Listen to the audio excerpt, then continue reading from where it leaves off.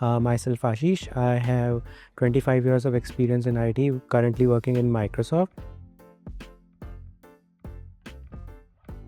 So it's a very transparent process, what I feel, and students are given a case study which actually give us an opportunity to see how they actually can implement what they have learned in their career and with their experience and apply to real life problems.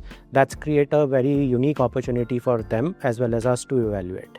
So it's very beneficial for both of us, the participants as well as the hiring managers.